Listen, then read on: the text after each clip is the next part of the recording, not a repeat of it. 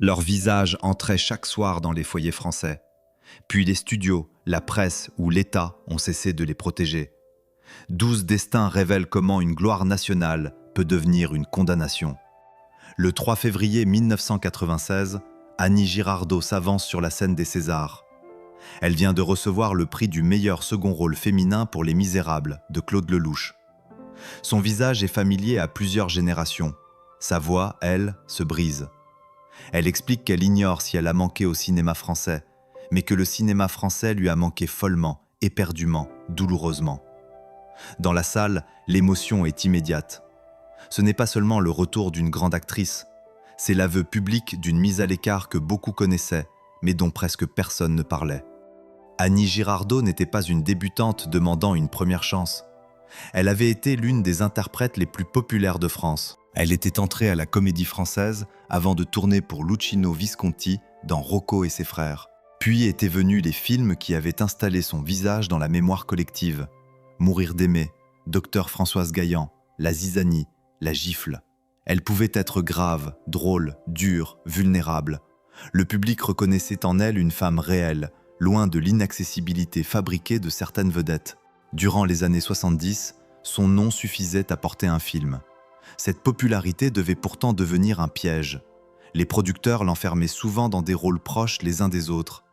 Quand plusieurs projets rencontrèrent moins de succès, la mécanique se retourna. Celle qui avait fait gagner beaucoup d'argent au cinéma fut progressivement considérée comme un visage appartenant au passé. Son recul coïncide aussi avec une règle rarement formulée du cinéma commercial. Un acteur peut vieillir en conservant l'autorité, le désir et les premiers rôles. Une actrice populaire voit plus souvent son âge devenir un problème de scénario. Girardot ne correspond plus à la jeune héroïne romantique, tandis que les personnages de femmes mûres, capables de porter un grand film, restent peu nombreux. Ce n'est pas une interdiction écrite. C'est un imaginaire professionnel qui réduit les possibilités avant même le choix d'une interprète.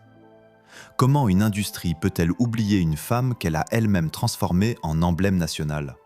Il n'existe pas un document unique ordonnant de ne plus engager Annie Girardot.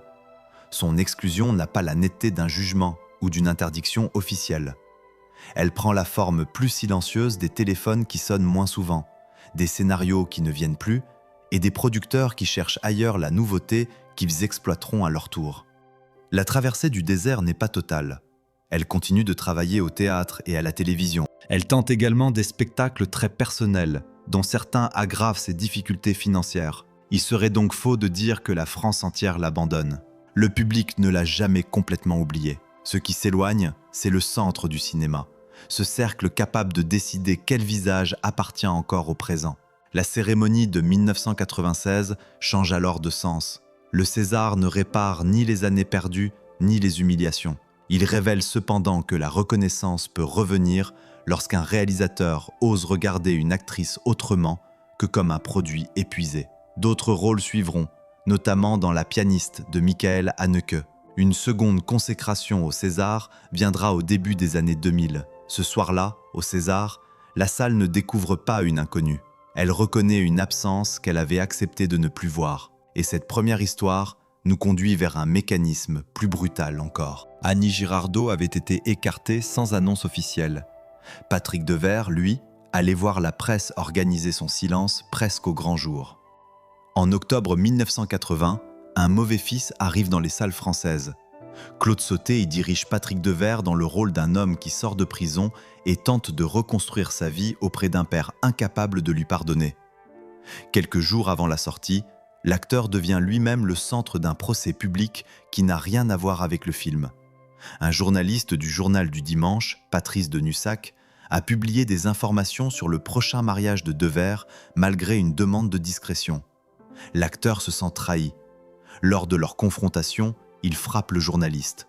Le geste est réel. Il ne doit être ni effacé, ni transformé en acte héroïque. Devers a franchi une limite et la justice le condamnera plus tard à une peine avec sursis et à une amende. Mais la réaction ne s'arrête pas à la critique de cette violence. Une partie des médias décide de ne plus parler de lui. Son nom est parfois remplacé par ses initiales, voire omis dans des articles consacrés au film dont il tient pourtant le rôle principal. Les interviews disparaissent. Le boycott devient une sanction professionnelle prononcée par une corporation contre un homme qui a agressé l'un des siens. Cette sanction possède une efficacité particulière parce qu'elle ne passe par aucune institution officielle. Aucun comité n'en fixe la durée. Aucun texte ne permet à Devers de faire appel. Chaque rédaction peut affirmer qu'elle prend sa décision librement, tandis que l'addition de ces décisions produit un véritable mur. Le pouvoir ne réside pas seulement dans ce qui est publié. Il réside aussi dans la possibilité de rendre quelqu'un absent d'une conversation nationale. Était-ce une défense légitime de la liberté de la presse, ou une punition collective dépassant le rôle des journalistes? La question dérange parce qu'elle n'autorise pas une réponse confortable. Reconnaître la faute de l'acteur n'oblige pas à approuver l'effacement de son travail. Critiquer le boycott ne transforme pas le coup porté aux journalistes en simple détail. Cette contradiction est essentielle. Le système n'est jamais une machine parfaitement coordonnée. Des journalistes le taisent, tandis que des cinéastes continuent de lui confier des rôles majeurs. Henri Verneuil l'engage dans 1000 milliards de dollars. André Téchiné le dirige dans Hôtel des Amériques. Bertrand Blier lui offre Beau-père. Le cinéma ne le sauve pas complètement, mais il ne l'abandonne pas entièrement non plus. Après la mort de Devers en juillet 1982, la tentation fut grande de relire chaque film et chaque conflit comme l'annonce inévitable de la fin. Ce serait une erreur. Aucune source sérieuse ne permet d'isoler le boycott et d'en faire la cause unique de son suicide. Sa vie connaissait d'autres souffrances, d'autres ruptures et des problèmes de dépendance. Une chronologie n'est pas une preuve de causalité. Le véritable scandale est plus précis. Pendant plusieurs mois, des médias chargés d'informer ont choisi de supprimer un nom pour punir un comportement. Ils ont confondu le droit de condamner un geste et le pouvoir d'effacer un artiste. Ce pouvoir était visible, assumé, presque administratif. Devers n'était donc ni un martyr sans faute, ni le monstre que certains titres suggéraient. Il était un homme responsable d'un acte violent, soumis ensuite à une peine médiatique sans règle commune, ni durée clairement annoncée. Après le silence organisé autour d'un acteur, une autre histoire pose une question plus intime. Que se passe-t-il lorsque la violence ne vient pas après le film, mais se produit au cœur même de sa fabrication?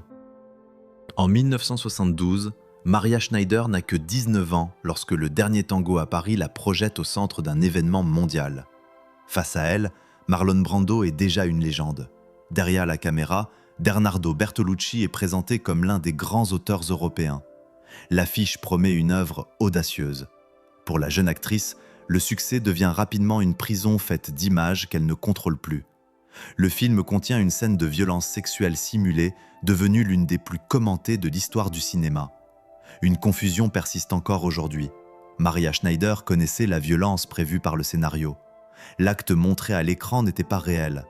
En revanche, l'utilisation du beurre fut décidée par Brando et Bertolucci sans que cette modification lui soit révélée à l'avance. Des années plus tard, le réalisateur reconnaîtra avoir voulu obtenir non pas seulement une réaction d'actrice, mais une véritable sensation d'humiliation et de colère. Schneider, de son côté, racontera s'être senti humilié et trahi. Ces deux témoignages établissent une manipulation. Ils n'autorisent pas à inventer une agression physique réelle qui n'aurait pas été simulée. La précision ne diminue pas la gravité, elle permet de la comprendre. À qui appartenait alors l'émotion enregistrée par la caméra? Cette question dépasse un tournage ancien. Le cinéma invoquait volontiers le génie du metteur en scène pour justifier des méthodes qui auraient été jugées inacceptables dans d'autres professions. La jeunesse de Schneider, son manque de pouvoir contractuel et le prestige de ses partenaires créaient un rapport profondément inégal. Lorsque le film sort, la presse parle moins de cette inégalité que du corps de l'actrice. Son nom est confondu avec le scandale. Le public croit la connaître parce qu'il l'a vue nue. Les interviews, les plaisanteries et les titres prolongent le rôle au-delà de l'écran. Maria Schneider devient un symbole érotique avant d'avoir eu la possibilité de devenir simplement comédienne. Il faudra des décennies pour que sa parole reçoive une attention comparable à celle du réalisateur.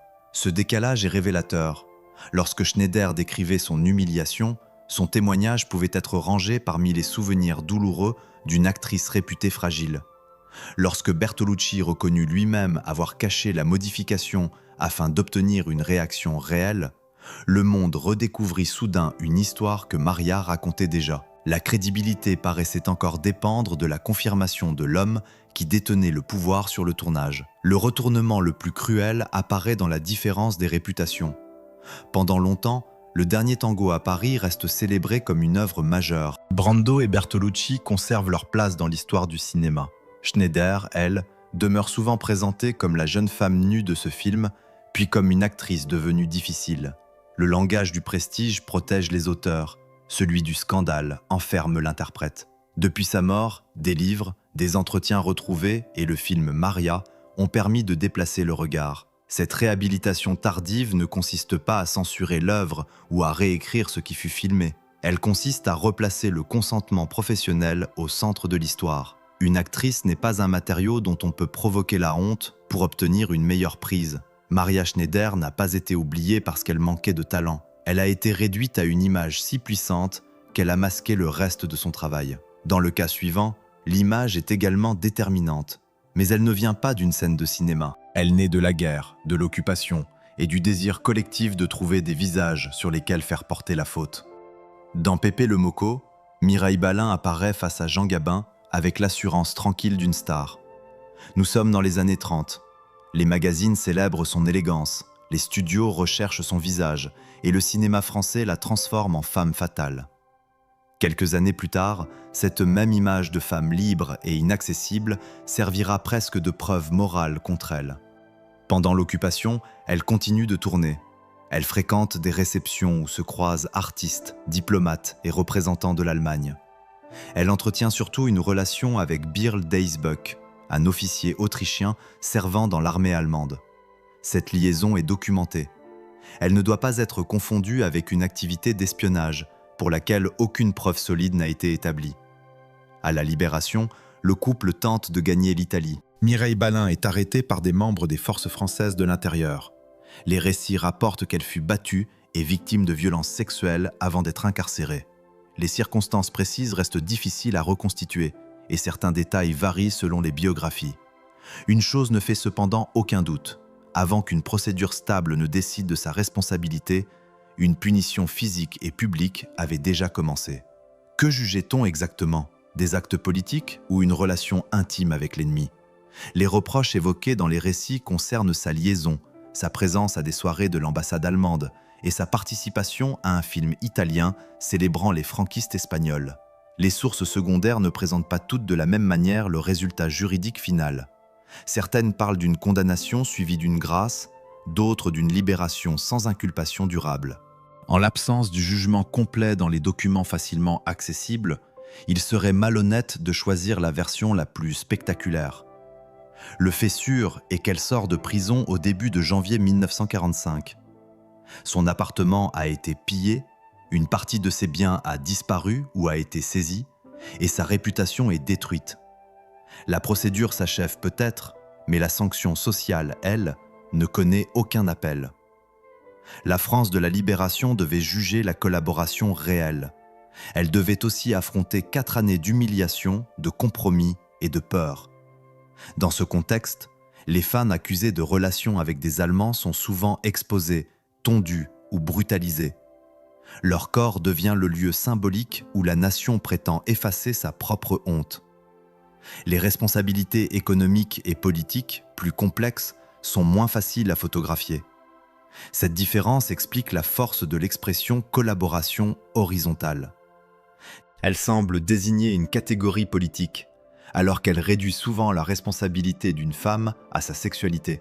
Pour certaines, il y eut réellement dénonciation, profit ou soutien actif à l'occupant. Pour d'autres, le dossier reposait surtout sur une relation. Employer la même étiquette pour toutes permettait de condamner rapidement, mais empêchait de mesurer les actes avec précision. Son histoire n'oblige pas à déclarer qu'elle n'avait commis aucune faute morale. Continuer à fréquenter les lieux de pouvoir allemands et aimer un officier pendant l'occupation avait une signification politique, même sans mission secrète. Mais aucune faute ne justifie les violences qu'elle aurait subies, ni la transformation automatique d'une liaison en preuve de trahison nationale. Mireille Balin incarne ainsi une justice où le corps, la réputation et la carrière sont punis avant que les archives ne parlent clairement. Avec Sacha Guitry, le mécanisme change. L'accusation de collaboration ne vise plus seulement une relation privée. Elle touche un homme qui a continué à régner sur les théâtres de Paris occupés avant d'obtenir un non-lieu que la mémoire collective oubliera longtemps de mentionner. Le 23 août 1944, Paris n'est pas encore entièrement libéré lorsque des hommes armés viennent arrêter Sacha Guitry à son domicile. Le dramaturge, acteur et cinéaste est conduit dans les rues sous les regards. Pour ses adversaires, l'image résume déjà le procès. Le grand homme du théâtre français est désormais un suspect de l'épuration. Guitry n'avait pas cessé de travailler pendant l'occupation. Ses pièces continuaient d'être jouées. Il rencontrait des personnalités allemandes et avait publié un ouvrage au titre particulièrement compromettant dans le climat de la libération, de Jeanne d'Arc à Philippe Pétain. Ce faisceau d'images suffisait à nourrir l'accusation d'intelligence avec l'ennemi. Continuer à jouer sur l'occupation n'était cependant pas, en soi, une preuve de trahison. Presque toute la vie culturelle parisienne avait dû choisir entre fermeture, compromis, adaptation et résistance clandestine.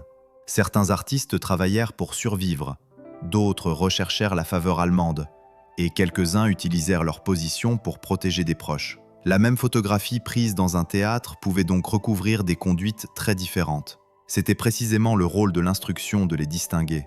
Mais une proximité mondaine constitue-t-elle automatiquement une collaboration criminelle ?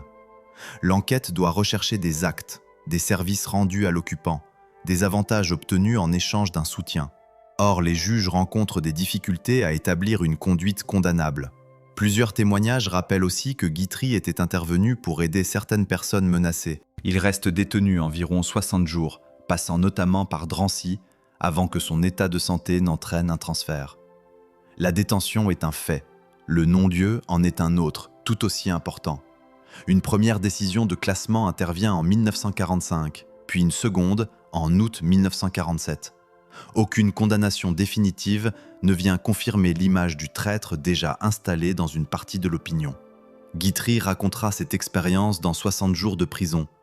Il aurait préféré, dira-t-il en substance, un procès permettant une déclaration publique d'innocence à un non-lieu laissant subsister le doute. Cette distinction juridique est fondamentale. Un non-lieu ne signifie pas toujours qu'aucun comportement ne peut être moralement discuté. Il signifie que la procédure ne dispose pas des éléments nécessaires pour poursuivre et juger. Pourquoi alors appartient-il à cette histoire des rejetés ? Parce que la sanction symbolique précède ici le travail de la justice. Parce que l'arrestation devient une image définitive, tandis que le non-lieu, plus tardif et moins spectaculaire, circule moins.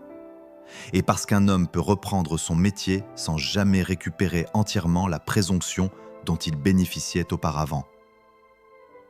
Le destin de Guitry démontre ainsi qu'une réhabilitation juridique n'efface pas mécaniquement le soupçon.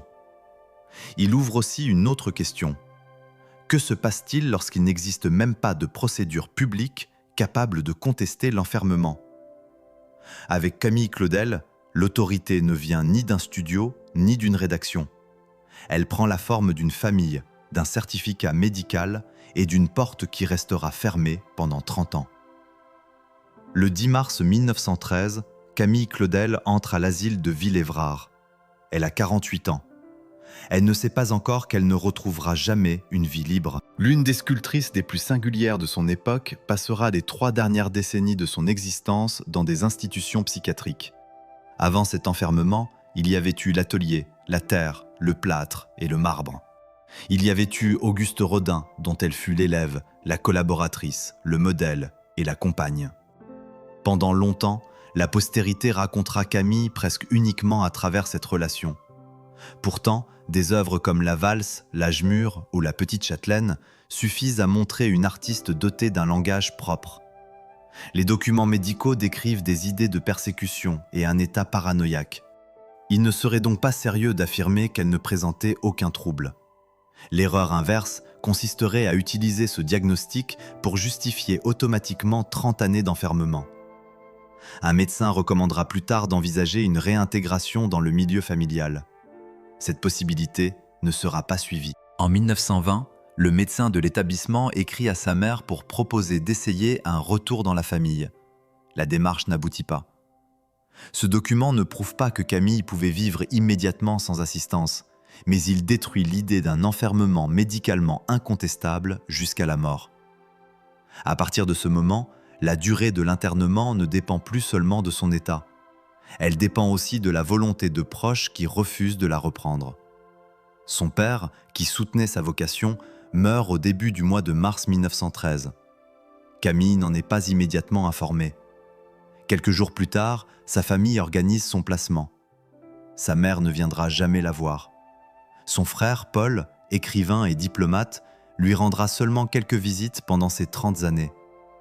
Était-elle protégée, soignée ou progressivement soustraite au monde parce que son existence dérangeait sa famille ?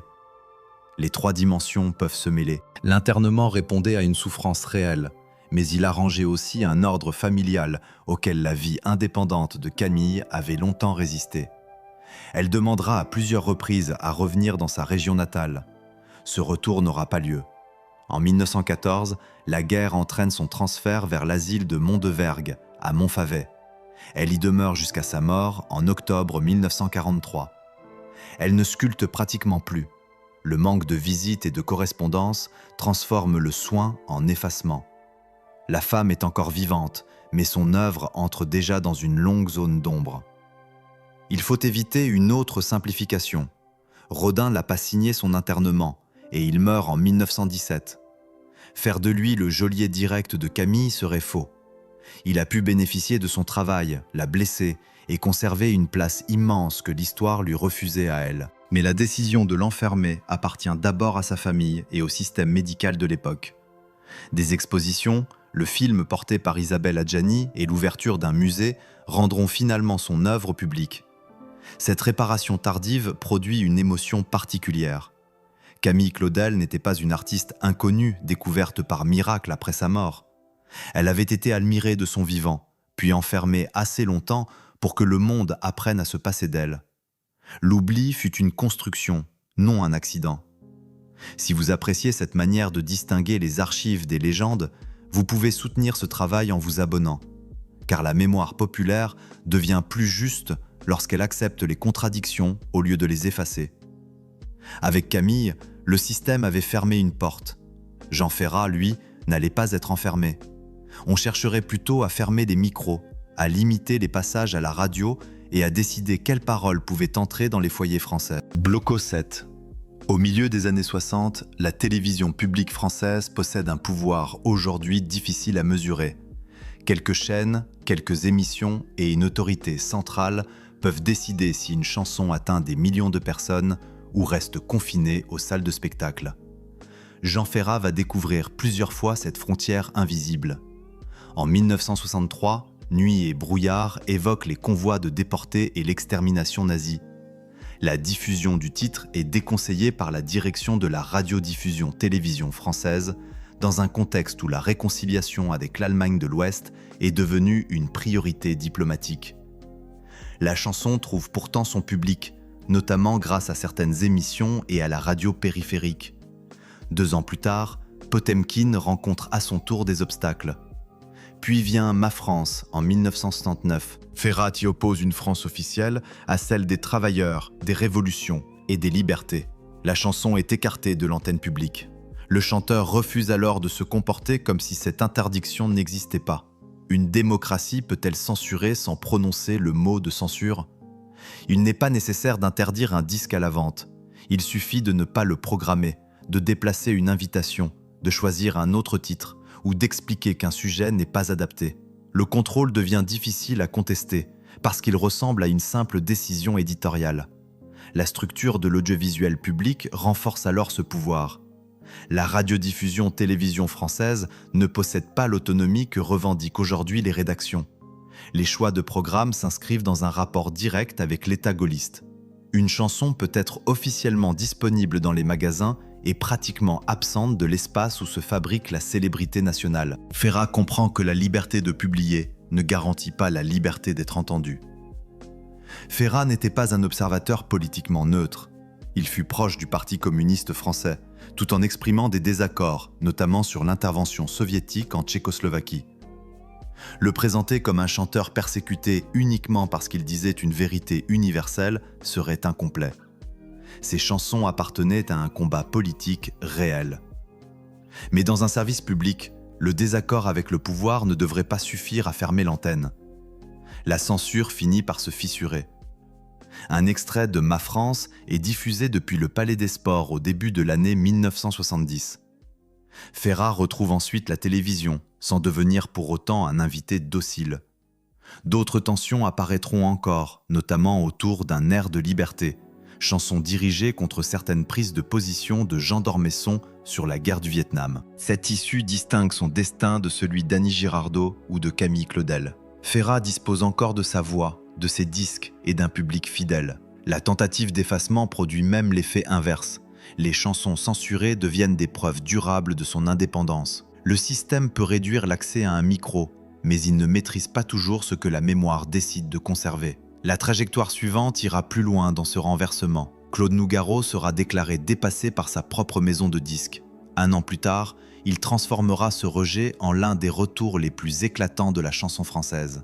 En 1986, Claude Nougaro reçoit le verdict que redoutent les artistes vieillissants. Sa maison de disques ne souhaite plus poursuivre leur collaboration. Les ventes de Bleu Blanc Blues sont jugées insuffisantes. Pour les responsables du label, le chanteur de Toulouse appartient à une époque qui ne correspond plus au marché. Que reste-t-il à un artiste lorsque les comptables déclarent son engagement périmé? Nougaro vend sa maison de Montmartre et part à New York. Ce départ sera parfois raconté comme un geste romantique totalement solitaire. La réalité comprend aussi des amis, des musiciens et des professionnels qui l'aident à construire une nouvelle direction. Le producteur Mick Lanaro et l'arrangeur Philippe Sess jouent un rôle essentiel dans l'aventure. À New York, il retrouve ce qui nourrissait sa musique depuis toujours, mais sous une forme contemporaine. Le jazz croise le funk, les synthétiseurs et les rythmes urbains. Nougarork naît de cette collision. Le titre ne masque pas son âge. Il utilise sa voix, son accent et son écriture comme des forces capables de dialoguer avec une production nouvelle. Le disque paraît chez une autre maison. Le succès surprend ceux qui avaient conclu à son déclin. L'album se vend à plusieurs centaines de milliers d'exemplaires et reçoit 2 récompenses majeures aux victoires de la musique.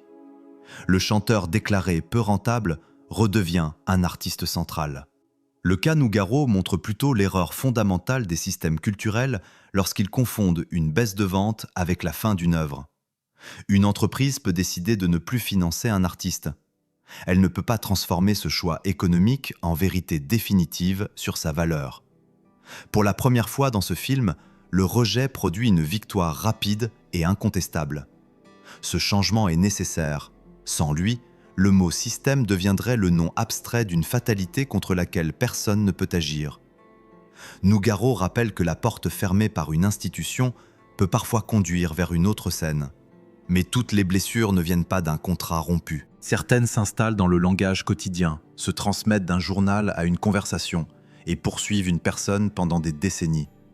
Sheila n'a pas été déclarée dépassée. Elle fut soumise à une rumeur dont le caractère absurde ne l'empêcha pas de devenir une industrie. Au début des années 60, Sheila apparaît avec ses couettes, sa jupe sage et l'école est finie. Elle incarne une jeunesse souriante, accessible et soigneusement organisée par son producteur Claude Carrère. Son vrai nom, Annie Chancel, s'efface derrière un personnage que les magazines peuvent photographier, raconter et vendre. À 18 ans, après un malaise lié à une anémie, elle parle à un journaliste d'un traitement hormonal. Cette confidence médicale est déformée. Une publication affirme bientôt que Sheila serait en réalité un homme. Rien ne prouve cette histoire. La chanteuse la dément. Pourtant, la rumeur traverse les décennies. Pourquoi un mensonge aussi grossier survit-il à tous les démentis? Parce qu'il est simple, humiliant et facile à répéter. Parce qu'il transforme le corps d'une jeune femme en énigme publique. Et parce que ceux qui le propagent ne paient presque aucun prix lorsque la personne visée doit, elle, répondre encore et encore. Sheila expliquera plus tard que cette histoire l'a poursuivie pendant environ 40 ans. Elle attribuera un rôle à Gérard de Villiers, alors journaliste, et accusera également Claude Carrère d'avoir laissé prospérer ou favoriser la rumeur au nom de la publicité. Il faut présenter cette dernière attribution pour ce qu'elle est, le témoignage public de Sheila. Elle ne constitue pas à elle seule un jugement contradictoire contre un homme aujourd'hui décédé. Le fait indiscutable demeure la circulation massive du mensonge dans la presse. Au lieu de s'interroger sur la violence faite à une adolescente, certains médias utilisent la rumeur comme un jeu. Le démenti devient une nouvelle occasion de reproduire le titre. Chaque tentative pour corriger l'histoire lui offre une nouvelle vie. Il faut également préciser la nature du préjudice.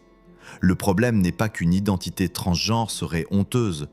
Le problème est qu'une jeune femme voit son intimité falsifiée, son traitement médical exposé et son identité définie par d'autres à des fins commerciales. Le mécanisme transforme une question personnelle en spectacle et impose à Sheila de prouver publiquement quelque chose qui ne regardait qu'elle. Sheila quittera la scène à la fin des années 80 avant de revenir. Les publics de plusieurs générations continueront de la suivre. Sa longévité interdit de raconter une simple destruction. Le système n'a pas réussi à effacer son nom. Il a cependant imposé une humiliation durable à l'intérieur même de sa réussite.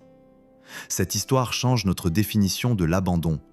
On peut être visible partout et ne pas être protégé. On peut vendre des disques, sourire sur les couvertures et rester seul face à un mensonge que personne n'a intérêt à arrêter. Avec Chantal Goya, une autre machine médiatique entre en scène. Cette fois, il ne faudra pas 40 ans. Une soirée de télévision suffira à modifier une carrière. Au milieu des années 80, Chantal Goya remplit de grandes salles avec des spectacles destinés aux enfants. Bécassine, Pandi Panda, Le Soulier qui vole et Jeannot Lapin appartiennent aux souvenirs familiaux de toute une génération. Son univers est volontairement naïf. Il ne prétend pas décrire le monde adulte. Il offre aux enfants une scène où les personnages de contes deviennent réels. En décembre 1985, elle participe au Jeu de la vérité, émission présentée par Patrick Sabatier. Le principe repose sur des questions directes posées à une personnalité. Une institutrice accuse son univers d'enfermer les enfants dans un système abrutissant. Chantal Goya répond avec son personnage, chante quelques mots et paraît refuser la logique agressive de l'échange. La séquence est ensuite répétée, commentée et moquée. Une prestation de télévision devient l'explication commode d'un déclin commercial plus complexe. La chanteuse soutiendra plus tard avoir été piégée par l'émission et contestera l'authenticité de certains appels. Ces affirmations doivent rester attribuées à Chantal Goya. Elles ne sont pas toutes confirmées de manière indépendante. Ce qui est visible dans l'archive suffit déjà. Le programme oppose une artiste enfermée dans son personnage à un dispositif qui attend d'elle une réponse d'adulte défensive. Quoi qu'elle fasse, elle risque de perdre. Si elle abandonne Marie-Rose, elle brise l'image offerte aux enfants. Si elle reste dans ce rôle, la télévision la présente comme incapable d'affronter une critique. Une seule émission peut-elle réellement détruire une carrière? Les années suivantes correspondent aussi à une évolution du goût, à des difficultés financières et à l'essoufflement naturel d'un phénomène très intense. Attribuer chaque problème au jeu de la vérité serait trop simple. Mais l'émission fournit aux médias un récit facile. La vedette se serait effondrée en direct. La traversée du désert est réelle. Les grands spectacles s'arrêtent, les difficultés s'accumulent et la télévision se détourne d'elle. Puis le temps accomplit un retournement inattendu. Les enfants des années 70 et 80 deviennent adultes. Ils reviennent voir Chantal Goya avec leurs propres enfants, ou avec la nostalgie d'une époque où ses chansons accompagnaient leur quotidien. Elle remonte sur scène et retrouve son public. L'extrait autrefois utilisé pour la ridiculiser devient lui-même une pièce d'archive que l'on regarde autrement. Le problème n'était peut-être pas qu'elle avait refusé la vérité, il était que la télévision avait défini à l'avance la seule attitude considérée comme acceptable. Chantal Goya représente donc une forme moderne de tribunal. Il n'existe ni juge, ni appel, ni décision écrite. Il existe un plateau, un montage, des rediffusions et des commentaires. Le verdict se mesure ensuite dans les contrats qui disparaissent. Après le cinéma, la chanson et la télévision, il reste le lieu où la réputation peut devenir une question d'État. Pierre Bérégovoy avait bâti toute son identité politique sur le travail, la rigueur et l'honnêteté. À la fin de sa vie, quelques semaines de soupçons suffirent à placer cet honneur au centre d'une tragédie nationale. Le 1er mai 1993, Pierre Bérégovoy accomplit encore ses obligations de maire à Nevers. Il reçoit des représentants syndicaux et participe à plusieurs rendez-vous locaux. En fin de journée, l'ancien Premier ministre s'isole près d'un canal. Il met fin à ses jours. La nouvelle transforme immédiatement une défaite politique en drame national. Au début de l'année 1993, le Canard enchaîné révèle qu'il a reçu plusieurs années plus tôt un prêt sans intérêt d'1 million de francs de Roger Patrice Pelat, homme d'affaires proche de François Mitterrand. Le prêt avait servi à l'achat d'un appartement parisien. Son existence avait été déclarée et enregistrée, mais les modalités de remboursement et l'absence d'intérêt soulevaient des questions légitimes. Il serait donc faux de présenter l'affaire comme une invention totale de la presse. Un responsable politique engagé contre la corruption devait répondre sur un avantage financier accordé par un proche du président. Les journalistes avaient le droit d'enquêter. La question concerne la manière dont le soupçon finit par absorber l'ensemble d'une vie. Au même moment, les socialistes subissent une défaite historique aux élections législatives. Bérégovoy quitte Matignon et se retrouve isolé dans un parti occupé à préparer l'après-Mitterrand. Ses proches le décrivent comme profondément atteint par l'échec et par les atteintes à son honneur. Peut-on attribuer son suicide à la presse ? Aucune enquête sérieuse ne permet de réduire un acte aussi complexe à une seule cause. La défaite, la solitude politique, son état psychologique et l'affaire du prêt appartiennent au contexte. Affirmer qu'un article l'a tué serait transformer une succession d'événements en certitude médicale et morale.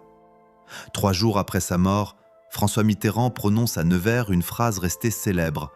Il dénonce ceux qui ont livré aux chiens l'honneur d'un homme. Le président désigne implicitement les médias et peut-être certains magistrats.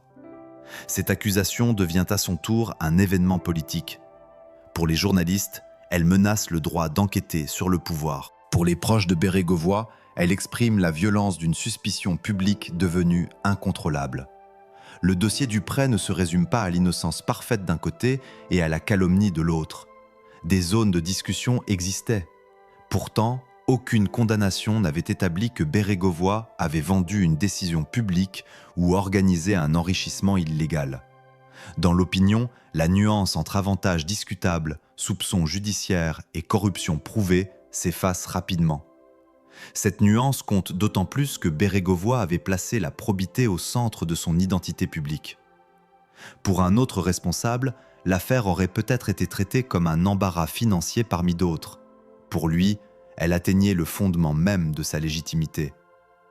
La presse ne crée pas cette vulnérabilité, mais elle découvre qu'un soupçon placé au bon endroit peut défaire en quelques semaines une réputation construite pendant plusieurs décennies. Voilà pourquoi son histoire appartient à ce film. Le système qui l'avait élevé jusqu'à Matignon reposait sur la même exposition qui précipita sa chute. Un homme politique ne possède pas sa réputation comme un bien privé. Elle est construite par son parti, les journaux, les enquêtes et la confiance du public. Lorsque ces éléments se retournent ensemble, il peut se retrouver sans espace ou défendre autre chose qu'un dossier. La mort de Bérégovoy ferme une vie, mais elle ne ferme pas le débat sur la responsabilité médiatique. Le dernier destin va plus loin encore. Dans l'affaire Robert Boulin, ce n'est pas seulement la réputation d'un ministre qui reste divisée entre plusieurs récits, c'est la nature même de sa mort qui demeure, près d'un demi-siècle plus tard, une question judiciaire. Le 30 octobre 1979, le corps de Robert Boulin, ministre du Travail, est retrouvé dans un étang de la forêt de Rambouillet. Il a 59 ans. Des lettres attribuées au ministre évoquent sa volonté de mourir et dénoncent une campagne destinée à salir son honneur. L'enquête retient la thèse du suicide. Boulin était alors l'une des figures expérimentées du gaullisme. Député de Gironde, plusieurs fois ministre, il était parfois présenté comme un possible futur Premier ministre. Quelques semaines avant sa mort, la presse s'intéressait à une opération immobilière à Ramatuelle et à ses relations avec Henri Tournet, personnage impliqué dans des affaires foncières complexes. Le ministre répond publiquement. Il affirme être victime d'une machination et prépare sa défense. Puis vient la découverte du corps. Très vite, les anomalies réelles ou supposées de l'enquête alimentent une autre hypothèse. Robert Boulin aurait été assassiné, et la version du suicide aurait servi à protéger des intérêts politiques. Que savons-nous avec certitude ? La première enquête a conclu au suicide. Une information judiciaire ouverte après la plainte de la famille s'est terminée par un non-lieu au début des années 90, confirmé ensuite. Mais la famille de Robert Boulin, en particulier sa fille Fabienne Boulin-Burja, n'a jamais accepté cette conclusion. Des témoins, des médecins et d'anciens responsables politiques ont exprimé des doutes au fil des décennies. Certains évoquent la position du corps, des blessures, les conditions de l'autopsie, l'horaire de la découverte ou le déplacement possible de pièces. Toutes ces affirmations n'ont pas la même valeur. Certaines reposent sur des documents, d'autres sur des souvenirs tardifs, et plusieurs se contredisent. En 2015, une nouvelle information judiciaire est ouverte pour arrestation, enlèvement et séquestration, suivie de mort ou assassinat. Cette qualification ne signifie pas que l'assassinat est prouvé. Elle indique que la justice accepte d'enquêter sur cette possibilité. En 2026, le dossier est transféré au pôle de Nanterre spécialisé dans les affaires non élucidées et plusieurs juges d'instruction sont désignés. Cette reprise change-t-elle officiellement le suicide en meurtre? Non. Elle confirme seulement que 47 ans après la mort, la justice considère que des vérifications restent nécessaires. Toute présentation affirmant connaître déjà les assassins, le commanditaire ou le mobile, irait au-delà des faits établis. L'affaire Boulin attire parce qu'elle concentre les peurs de la Ve République. Réseaux parallèles, financement politique, rivalité interne, police, secret d'État et raison d'État. Chaque zone obscure semble pouvoir accueillir une révélation. Mais plus un récit correspond parfaitement à nos soupçons, plus il faut vérifier la solidité de ses preuves. La famille ne demande pas seulement une nouvelle interprétation médiatique. Elle réclame depuis des décennies que les incohérences alléguées soient examinées dans un cadre judiciaire. Cette persévérance explique que le dossier ne puisse être traité comme une simple légende populaire. Elle ne démontre toujours pas le meurtre, mais elle oblige à distinguer deux choses: la conviction intime de proches confrontés à des anomalies et la preuve pénale capable d'identifier un acte, un auteur et un commanditaire. Le système a-t-il abandonné Robert Boulin en laissant une enquête défaillante, ou la mémoire a-t-elle construit un crime autour d'un suicide devenu impossible à accepter? À ce jour, aucune réponse définitive ne permet de choisir honnêtement entre ces deux formulations. C'est précisément ce qui distingue cette histoire des 11 précédentes. Pour Annie Girardot, le retour au César rendait visible une mise à l'écart. Pour Sacha Guitry, un non-lieu corrigeait au moins juridiquement l'accusation. Pour Claude Nougaro, le succès de Nouga York renversait le verdict commercial.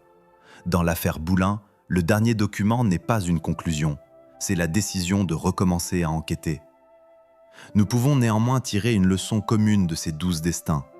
Le système n'est pas une société secrète assise autour d'une table. Il est formé de décisions séparées qui finissent par produire la même solitude. Un producteur ne rappelle plus. Une rédaction répète un soupçon. Une chaîne retire une chanson. Une famille maintient une porte fermée. Un parti cesse de protéger l'un des siens. Une enquête laisse assez d'incertitude pour que la blessure traverse les générations. Tous ces personnages ne sont pas innocents de tout. Tous n'ont pas subi la même injustice. Certains ont commis des fautes, pris des risques ou bénéficié longtemps du système qui les a ensuite rejetés. Les respecter ne signifie pas les transformer en saints. Cela signifie refuser qu'une faute, une maladie, un échec ou un soupçon effacent le reste de leur existence. Au début de ce film, leurs visages entraient dans les foyers français comme des présences familières. Nous pouvons maintenant regarder ces images autrement. Une photographie de gloire ne montre jamais le contrat qui va être rompu, l'article qui changera une réputation, le certificat qui fermera une porte ou le dossier que la justice rouvrira plusieurs décennies plus tard. Parmi ces 12 histoires, laquelle montre selon vous le plus clairement la différence entre une responsabilité réelle et une condamnation sans mesure? Vous pouvez partager votre réponse dans les commentaires et vous abonner pour retrouver d'autres enquêtes fondées sur les archives. Une nation ne se reconnaît pas seulement aux légendes qu'elle célèbre, elle se reconnaît aussi à la manière dont elle regarde, longtemps après, ceux qu'elle avait choisi de ne plus voir.